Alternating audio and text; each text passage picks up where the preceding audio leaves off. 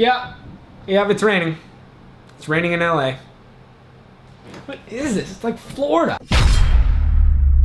Hey, what is up, internet? So for those of you who don't know me, or if you're watching me for the first time, my name is Chris, and I talk a lot about visual effects. I talk about the visual effects industry and what it's like to be an artist in that industry. I've been putting off making this video not because I don't know what I want to say, but because I want to present it in its best light. It's a story about how I got started in visual effects, how I went from knowing absolutely nothing to later working on TV shows and movies in Los Angeles and living my dream. And every time I tell this story, it re-inspires me, re-motivates me, jumpstarts that spark within me to work harder and keep going and work towards my goals. I'm hoping that in sharing this video, I can help motivate and inspire other people, whether they're in the infancy of their career or they've been in the industry for a while. There are highs and lows, and sometimes you need the right words and the right stories to help motivate you to keep going, to get better, and to be the best artist that you can be. So with that said, this is my story. I was 14. I'll never forget this. It was like 2006. I was a freshman in high school, and I was in my front yard with my best friend. I had a little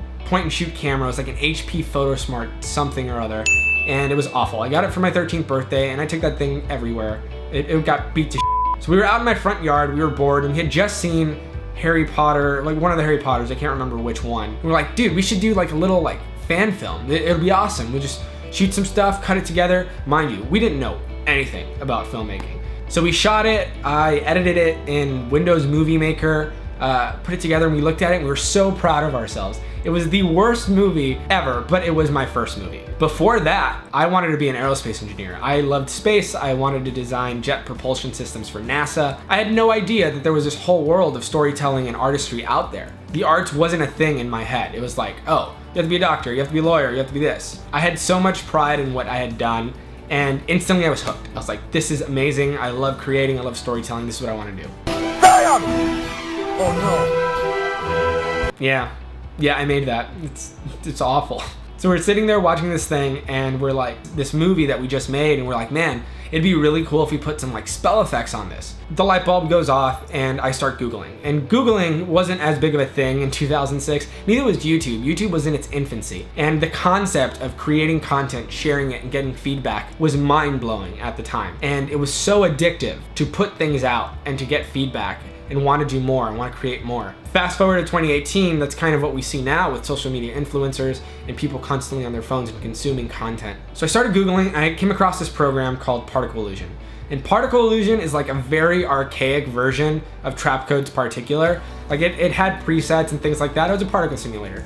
And I made some spell effects with that, and I put them on my video. It's still awful, but it was the first visual effects thing that I had ever done. It was this whole new world, and I was in it. From that day on, I just researched and practiced and learned as much as I could. I came across Creative Cow, I came across Andrew Kramer and Video Copilot.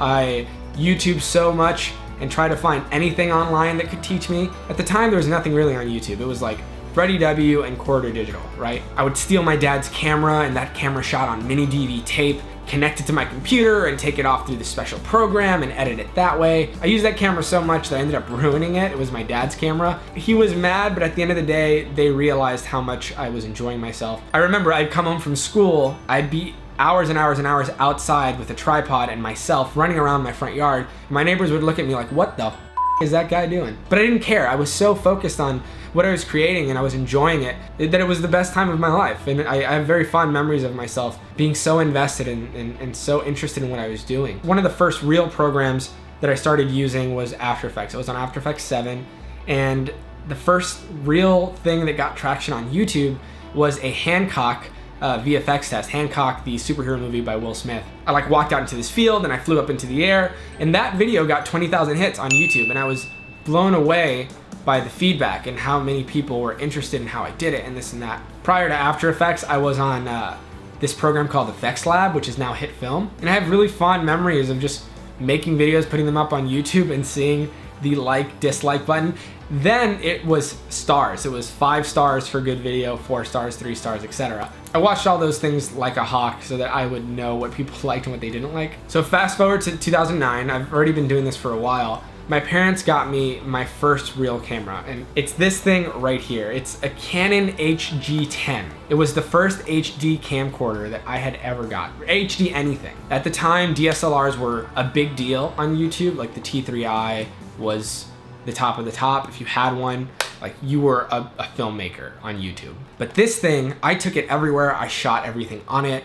I think that the highest resolution was like 1440 by 720. It was HD, not even full HD. But I did so much with this camera and I learned so much with it. In high school, I was a graphic designer of the yearbook and I was also in TV production. And I made commercials with that camera to sell more yearbooks. And because I had TV production, my first period of the day, which also did the morning announcements, I'd put those commercials on the morning announcements so it generated more buzz. I put my effects on the morning announcements and I quickly became the video guy at my high school. And that, I remember, was the first time I ever felt confident about myself. I was very much the runt of the litter amongst my friends. I was a nerdy kid. I had friends, but I wasn't a popular kid by any means. I was very quiet and shy. This thing, this camera specifically, this chunk of metal and glass and tech gave me all the confidence in the world to be who I am today. And it gave me a sense of purpose that I don't think I would have found any other way. And I am eternally grateful for this because it laid the foundation for everything that I ended up becoming now, who I am today. The sun is quickly setting, so I'll try and speed this up. So I applied to a few film schools and I didn't go into any film school. I ended up going to Florida State and I did the media production program in the communications school. I was told that there were more graphics in the media production program and that's what I really enjoyed doing.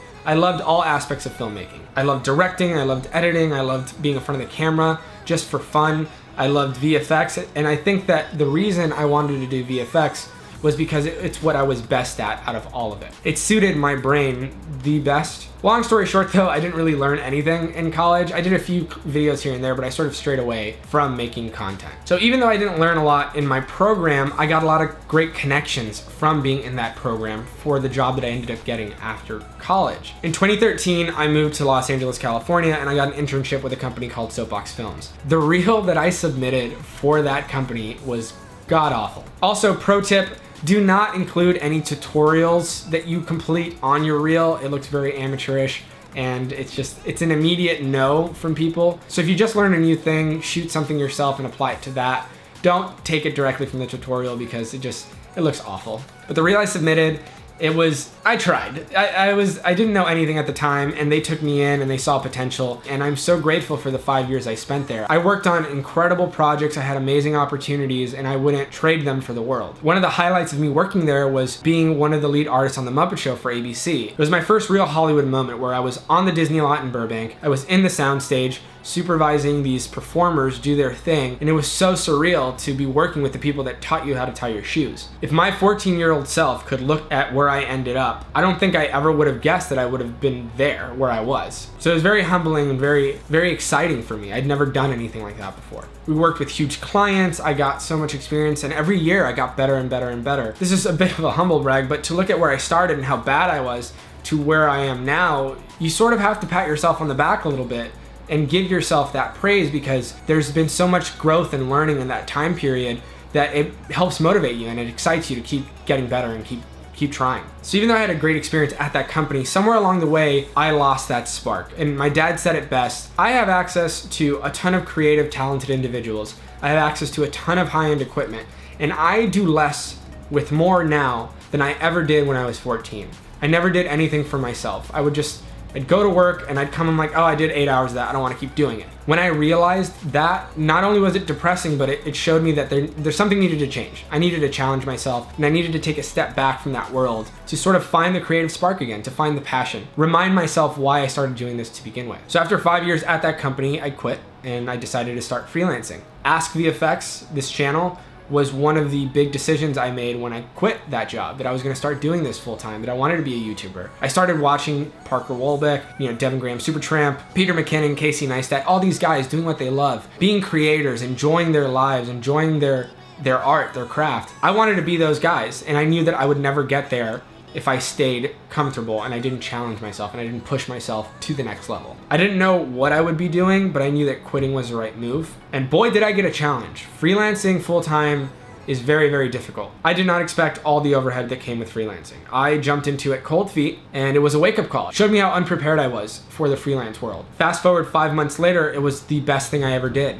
Right before I quit, I bought a GH5, I bought a bunch of equipment. I learned so much about cameras, more so than I ever did before. I worked on a ton of projects that I never would have worked on otherwise. I started dealing with clients on my own. I started learning about what works and what doesn't work, what I'm not good at, what I am good at. And even though it was scary, it was one of the best things I ever did because it pushed me out of my comfort zone. It forced me to work harder. It forced me to learn more. And I'm a better artist because of it. With that said, I'm not telling you to quit your job, unless that's what you want to do. If you want to quit your job tomorrow and freelance, go for it. But at the end of the day, what matters is your happiness. Creating is what makes me happy, storytelling is what makes me happy, and doing it on my terms is what makes me happiest. So with that said, I hope this video gives a lot of people perspective as to what it's like for other people, not only starting out, but the career track. And I hope it helps motivate others that are just in like these weird places in their careers and they just don't know where to go from there. I promise, if you can't see a light at the end of the tunnel, keep going, it'll show up eventually, and just keep pushing and keep working hard. Be the best artist you can be. And so long as you're working hard and you're happy doing it, you're gonna be absolutely fine. So I hope you like this video. Please subscribe. If it was helpful, give it a thumbs up. But I just wanna take a quick second to thank everyone that's subscribed to the channel, and I appreciate the support. I have a lot of content for you guys, and there's so much that I wanna share, so stay tuned.